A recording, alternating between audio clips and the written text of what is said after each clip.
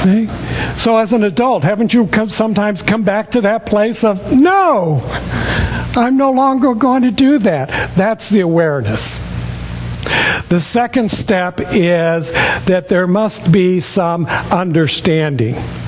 So you can have an awareness, and you can stand there in your power, and you can say no. But then comes a little bit of understanding.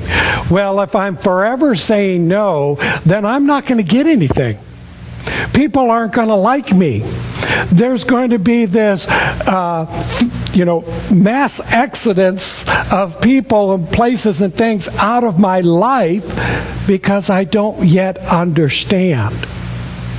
So we have to begin to understand the power that we are holding, that we are creating, that we are using in the world. And that's where the education and the training and the readings and all of that that is being provided to us becomes important, becomes valuable, becomes useful, because it brings forth an understanding. We might also call it experience. Isn't most of our education through experience? If you climb up a tree and you fall down and you get hurt, you've learned something. Now, for each and every one of us, it's something different. One, maybe I just am not any good at climbing trees, or I don't know how to hold on, or I don't know how to get down in a right and proper way. So we're beginning to find some understanding. It doesn't mean we stop climbing, but maybe we find a way to put in a safety net. Maybe we find a way that, whatever goes up must come down. So I either need to hold on tight or I need to learn to get down gracefully. So we bring into our life some understanding. Does that make sense? We're there. We got awareness. We've got understanding. Knowledge. I lost it for a moment. Came back to me. Knowledge is the third step. We must have knowledge. You have to have information. You have to know something. And when you know something, what do they say? Knowledge is power. When you know that you know that you know, you hold the power. And if you have the understanding of how to use that power and the experience of using that power, and you have the awareness of who you are, that you are a unique, individualized expression of yourself, then you begin to experience this thing that I call consciousness. And consciousness is the absolute power and the presence of the divine that is moving through you, as you, and is you, into your life, into your desires, into the way that you want to live life, and brings forth whatever is your highest and greatest good. Because consciousness only knows good.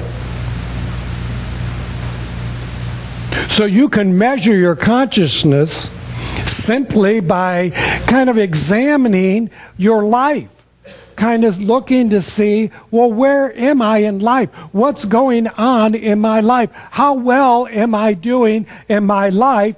And that's going to give me a barometer reading of my consciousness. If I'm in the gutter, if I'm unconscious half of the time, if I don't have the clothes and the food and the shelter to take care of me, I can pretty much measure that my consciousness is somewhere down on the bottom of the barometer. And it doesn't have to stay there. You can bring it up. You can bring it up into, as Dr. Kathy Ann Lewis says at Asilomar, you can bring it up into the penthouse. She has declared demand and decided that she is going to now live in the penthouse of her consciousness all the time. because she wants to live in that high level of consciousness. She's done with surviving down here in the basement. Her words, if God wants me to deal with something, to look at something, then God can bring it up to the penthouse. We'll deal with it there. Isn't it easier to deal with when you're on the top? You know, and yes, and when you walk out into the penthouse, because at least every penthouse that I've ever seen, and I've only seen a few of them, but all of them have a panoramic view of the universe, the world, the city, the cosmos, whatever. It's like this grand view. What a wonderful place to live.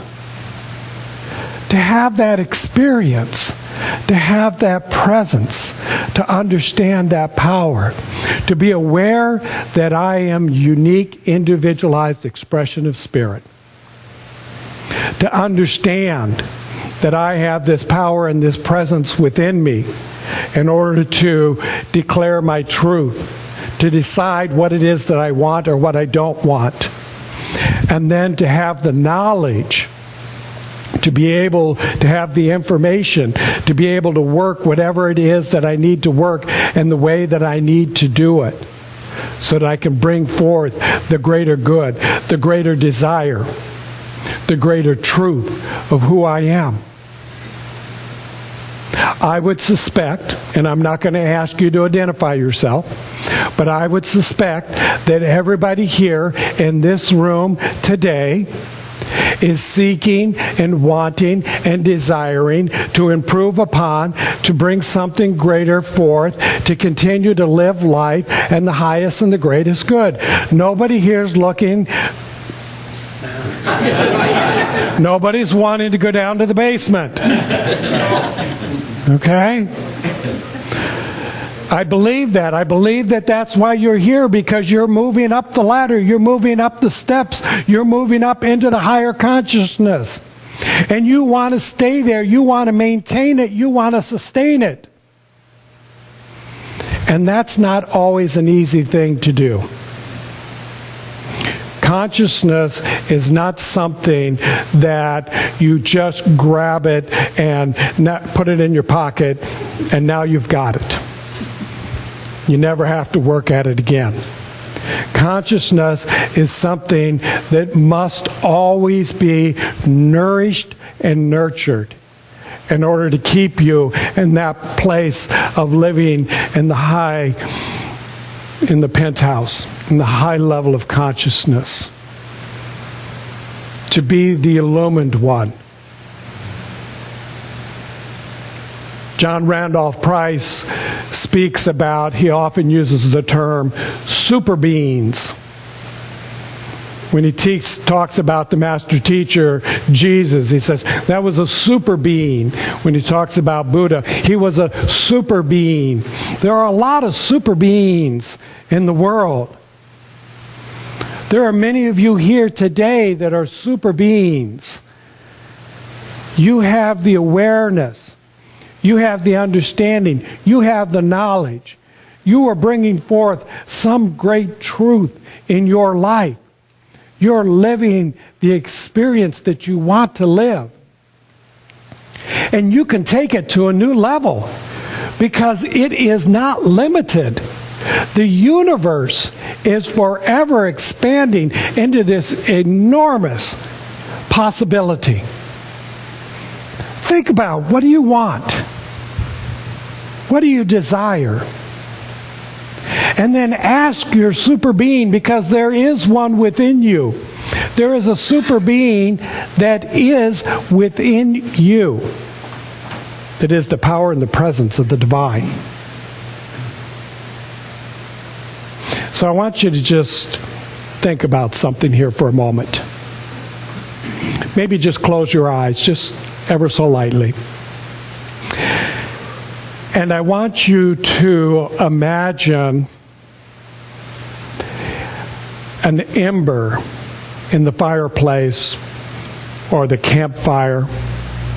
Just a glowing little ember. You can feel a little bit of the heat. You can see the red glow.